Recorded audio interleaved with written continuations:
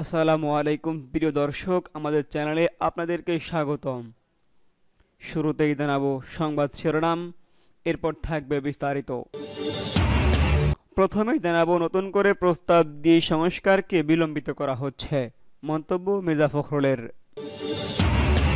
জানাবো ইসলামী এনজিওগুলোকে সামাজিক ব্যবসায় এগিয়ে আসার আহ্বান ডক্টর ইউনূসের। এছাড়াও ১৬ আসনে প্রার্থীর নাম ঘোষণা করলেন খেলাফত মজলিস।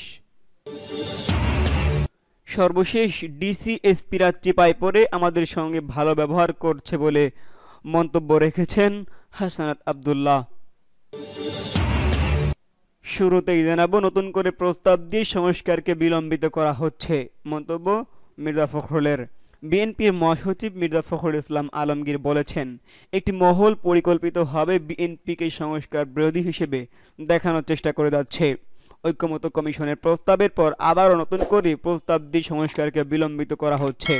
রবিবার ৬ জুলাই রাজধানীর গুলশানে বিএনপির চেয়ারপারসনের কার্যালয়ে জরুরি সংবাদ সম্মেলনে এসব কথা বলেন তিনি বলেন, ঐক্যমত্য কমিশনের প্রস্তাবের পর আবারও নতুন প্রস্তাব দিয়ে সংস্কার প্রক্রিয়াকে বিলম্বিত করা হচ্ছে। তিনি দাবি করেন, একটি মহল জনগণকে বিভ্রান্ত করতে চায় যেন বিএনপিকে সংস্কার বিরোধী বলেই গণ্য করা হয়। বিএনপির মহাসচিব বলেন, কয়েকজন ব্যক্তি বিএনপির বিরুদ্ধে অপপ্রচার চালালেই জনগণ বিশ্বাস করবে এমনটা নয়। শহরের কিছু মানুষ, পুরো দেশের জনগণ নয়। তিনি বলেন, বিএনপি রাষ্ট্র সংস্কারে আন্তরিক, তবে যেসব প্রস্তাব সংবিধান ও গণতন্ত্রকে দুর্বল করে সেসব প্রস্তাবকে দলটি সমর্থন করতে পারে না। বিশেষ করে যেসব উদ্যোগে সংসদ সংস্কার ও রাষ্ট্র কাঠামোর কার্যকারিতা হ্রাস করে তা সংস্কারের লক্ষ্য বিরুদ্ধে বলে দলটির অবস্থান স্পষ্ট বলে ব্যাখ্যা করলেন মির্জা ফখরুল। জানাবো ইসলামী এনজিওগুলোকে সামাজিক ব্যবসায় এগিয়ে আসার আহ্বান ডক্টর ইউনূসের। বাংলাদেশের অন্তর্বর্তীকালীন সরকারের প্রধান উপদেষ্টা ডক্টর মোহাম্মদ ইউনূস মুসলিম বিশ্বে সহায়তা প্রদানের লক্ষ্যে ইসলামী এনজিওদের আরও বেশি সামাজিক ব্যবসায় উদ্যোগে যুক্ত হওয়ার আহ্বান জানিয়েছেন। গতকাল রবিবার ঢাকায় রাষ্ট্রীয় অতিথি ভবন যমুনায় বিভিন্ন মুসলিম দেশের এনজিওদের একটি প্রতিনিধি দল প্রধান উপদেষ্টার সঙ্গে সাক্ষাৎ করতে গেলে তিনি এই আহ্বান জানান। প্রধান উপদেষ্টা বলেন, আমাদের বিশ্বে আমরা নারীদের স্বাস্থ্যসেবাকে গুরুত্ব দেই। যদি আপনি গরিব হন তাহলে আপনার স্বাস্থ্যসেবা নিয়ে সমস্যা থাকবে। আমরা স্বাস্থ্যসেবাকে গরিবদের সহায়তার একটি উপায় হিসেবে দেখছি। তিনি বলেন, সামাজিক ব্যবসা এই সহায়তা প্রদানের একটি ভালো উপায়। সারা বিশ্বে তরুণদের সামাজিক ব্যবসায় যুক্ত হয়ে উদ্যোক্তা হতে উৎসাহ দেওয়া হচ্ছেও বলে উল্লেখ করেছেন প্রধান উপদেষ্টা। তিনি বলেন, সাম্প্রতিক বছরগুলোতে ডক্টর ইউনূস পরিচালিত সামাজিক ব্যবসার প্রতারণা তাদের নিজ নিজ দেশে একই ধরনের উদ্যোগ নিতে অনুপ্রেরণা দিয়েছে, এমনটি উল্লেখ করেছেন বৈঠকে উপস্থিত এনজিও নেতারা।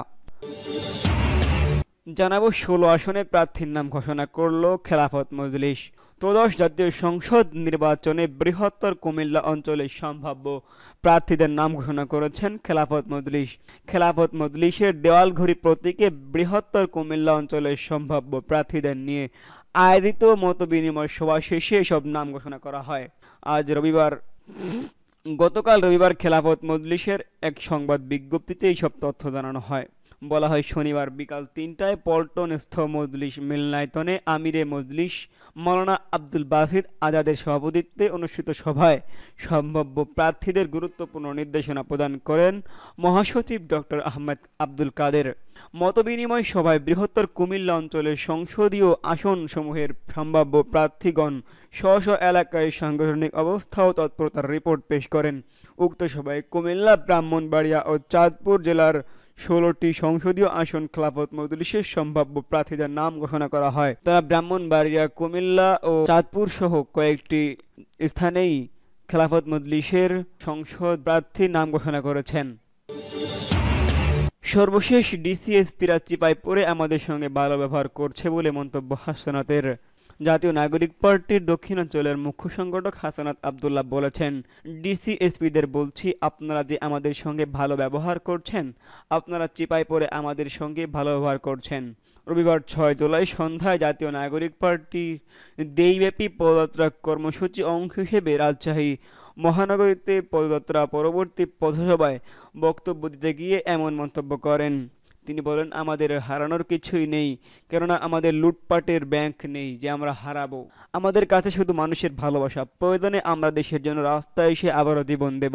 হাসনাত আরও বলেন, যদি খুনি হাসিনার পতন না হতো তাহলে এই ডিসিএসপিরা গণভবনে প্রমোশনের জন্য লাইন ধরতো। পথসভায় অন্যদের মধ্যে বক্তব্য দেন দলটির সদস্য সচিব আক্তার হোসেন, জ্যেষ্ঠ যুগ্ম আহ্বায়ক সামান্তা শারমিন, জ্যেষ্ঠ যুগ্ম সদস্য সচিব ডাক্তার তাসনিম জারা, উত্তরাঞ্চলের মুখ্য সংগঠক সার্জিস আলম, মুখ্য সমন্বয়ক নাসির উদ্দিন পাটোয়ারি, রাজশাহী অঞ্চলের তত্ত্বাবধায়ক ইমরান, রাজশাহী মহানগর প্রধান সমন্বয়ক মুবাশ্বের আলী। এই সময় তাদের অন্যদের মধ্যে ছিলেন সমন্বয়ক আশরারুল ইমাম তানিম, নাহিদুল ইসলাম সাজু, শামীমা সুলতানা মায়া উপস্থিত ছিলেন।